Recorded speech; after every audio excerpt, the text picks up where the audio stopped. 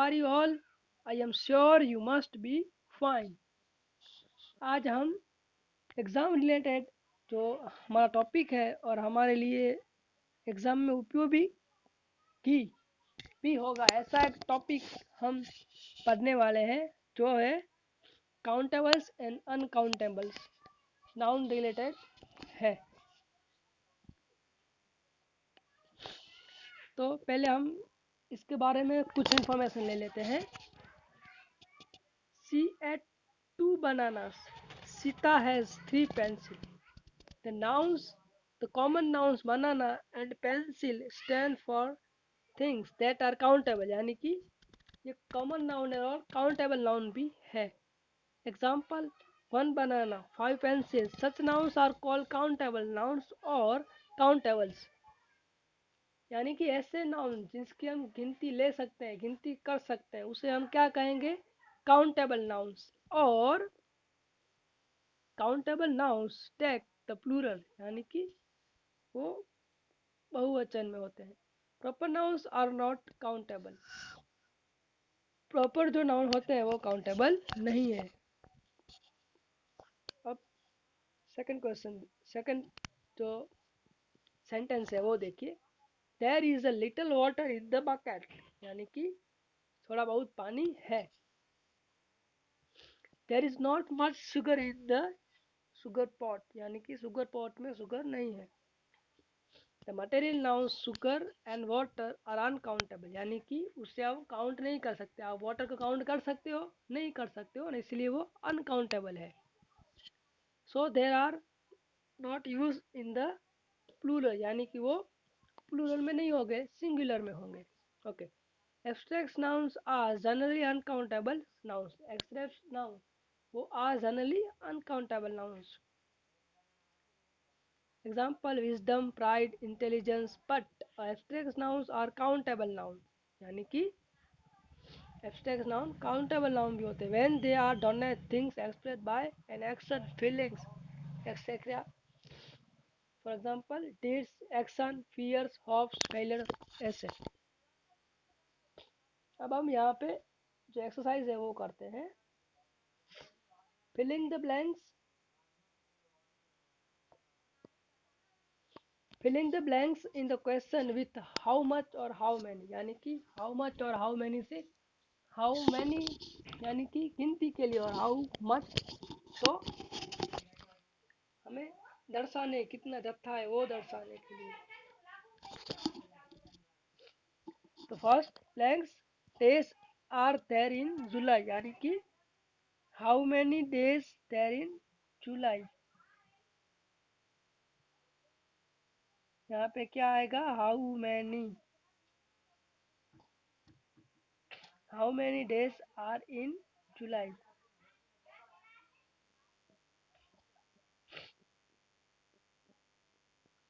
Second one है blank, sugar do you need in a tea, तो how much, यहाँ पे क्या आएगा? How much. मैं शॉर्ट फॉर्म HM लिखता हूँ, आपको बुक्स में हाउ मच लिखना है, तो यहाँ पे आएगा हाउ मच। फिर how many years makes a century, यानी कि कितने ईयर मिलके सेंचुरी बनाते हैं।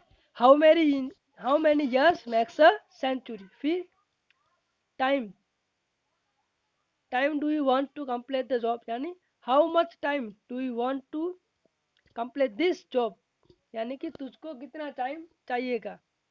How many days are left for the examination, यानी कि एग्जाम को हमारे कितने दिन लेफ्ट है। तो दोस्तों आपको बता दूं, आपकी एग्जाम फर्स्ट डे से है, आज 27 डेट है, यानी 28, 29, 30, 31, only 4 day left of your exam, यानी कि आपकी एग्जाम के कितने दिन लेफ्ट हैं? Only 4 days. Okay. How much jam is there in jar, how much articles makes a dozen. इसके बाद आएगा cloth do you need for shirt, यानी हाउ मच क्लॉथ, यानी कि आपको कितना कपड़ा चाहिए एक शर्ट सिलाई के लिए। How many rupees did the book cost, and last one is how much milk did the did she use for the pudding? Pudding means kheer banana.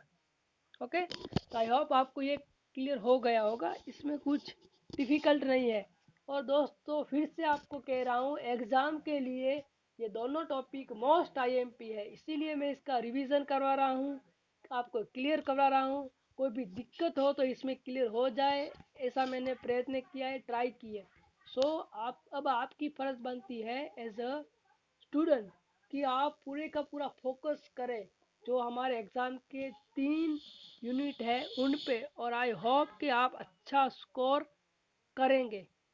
Okay, अब नेक्स्ट एक्सरसाइज, यहाँ पे क्या करना है, filling the blanks with suitable countable और uncountable nouns, choose them from following list. यानी कि क्या करना है हमें, काउंटेबल और अनकाउंटेबल नाम को चूज करके सेंटेंस के हिसाब से हमें ब्लैंक फिल करनी है।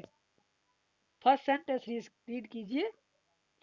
आई कुड नॉट रीड, मैं पढ़ नहीं सकता, because there was much dim light in the room. यानी कि डिम लाइट कैसा है, नाउन, काउंटेबल या uncountable? Uncountable, because dim light हम काउंट नहीं कर सकते कितनी डिम है और कितनी हाई है।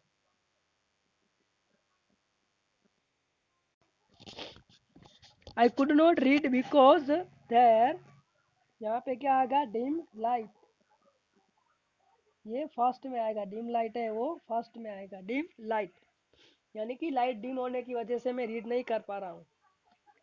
किंग दशरथ हैड 3 वाइव्स, कितनी वाइफ्स थी, 3, यानी 3 पत्नियां थी किंग दशरथ को, राजा दशरथ को। There are 29 days in February, there are 29 days in February, February में कितने दिन होते हैं, 29 days. There is a little water, क्या आएगा यहाँ पे, there is a little,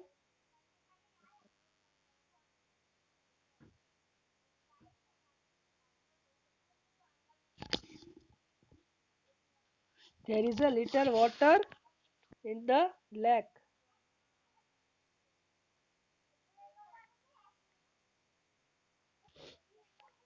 In India scored 400 runs. 400 runs.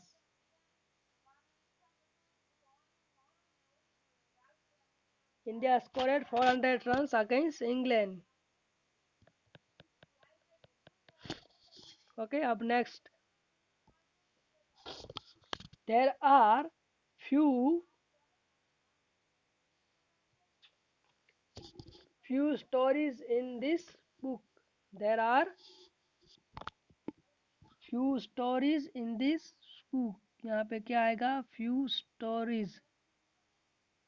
There are few stories in this book. How many members in there in your family? How many members? How many members are there in your family? How many tens makes a 100? यानी कि कितने 10 मिलकर 100 बनाते हैं। और इसके बाद में है how many planets are in the solar system, यानी कि हमारे जो सोलर सिस्टम है, सौर मंडल है, उसमें कितने प्लैनेट्स यानी ग्रह हैं। तो हाउ मैनी प्लैनेट्स। और last one is India wedding a lot of food. India in Indian weddings lot of food is wasted, यानी कि हमारी शादी होती है उसमें बहुत सारा फूड का वेस्ट होता है, वो हम हर जगह देखते हैं। ओके, तो दोस्तों आई होप आपको ये क्लियर हो गया होगा। लिटिल बिट एक्सरसाइज है, आप कर सकते हैं, ऐसी एक्सरसाइज है, इजी है। फिर से आपको कह रहा हूँ, एग्जाम के लिए मोस्ट इम्पोर्टेंट है, most important topic for exam.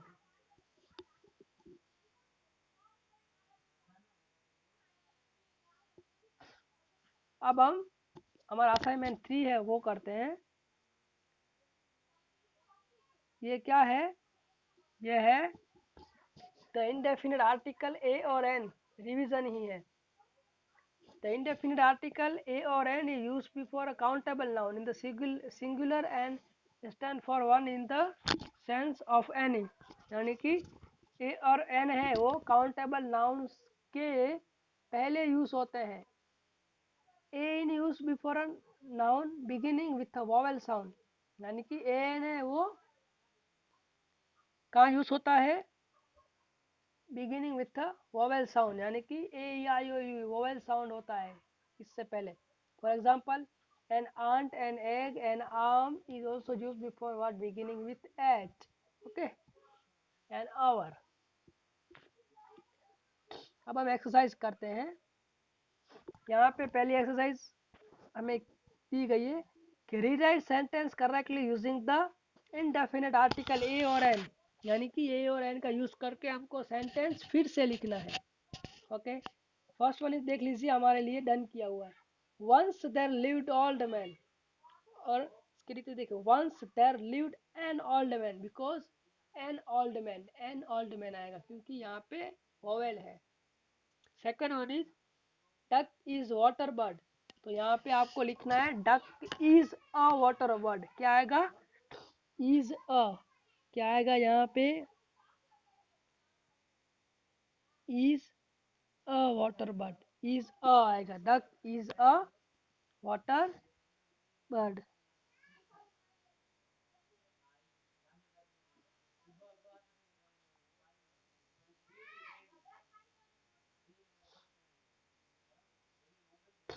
Second one है Apple a day keeps the doctor away.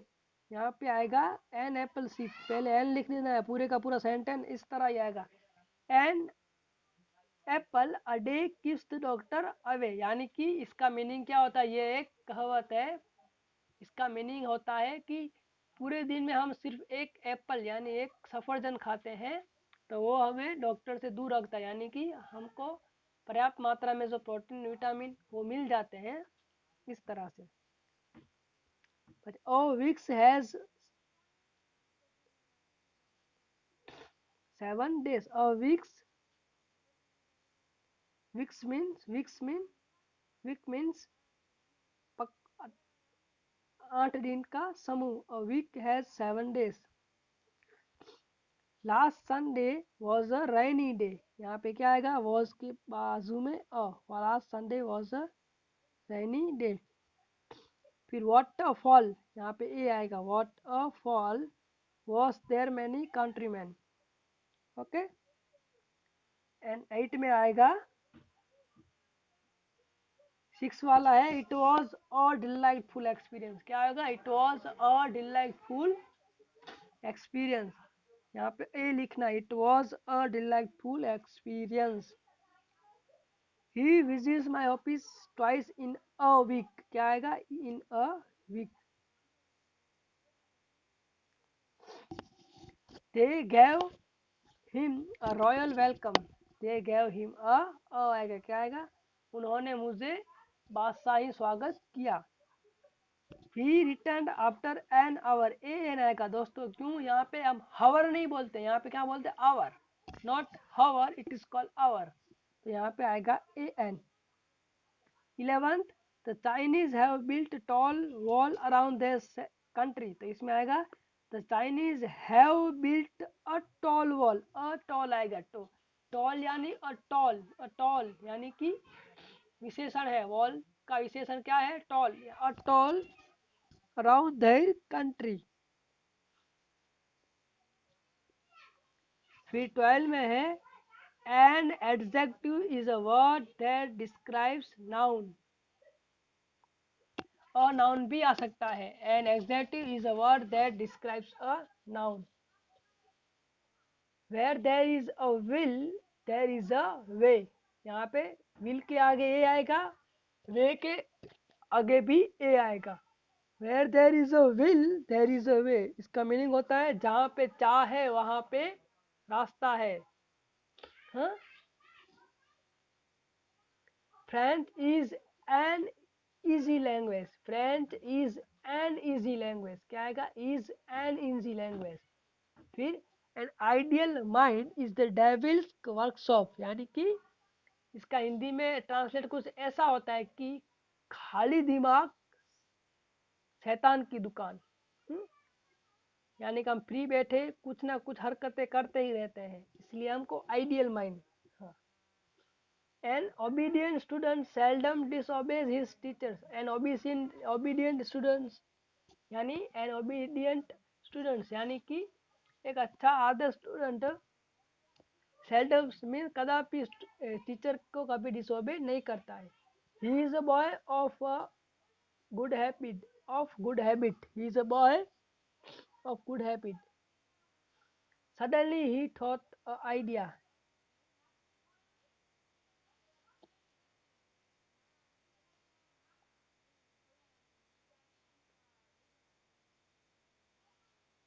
Suddenly he thought of an idea आएगा। लास्ट वन दो रह गए हैं।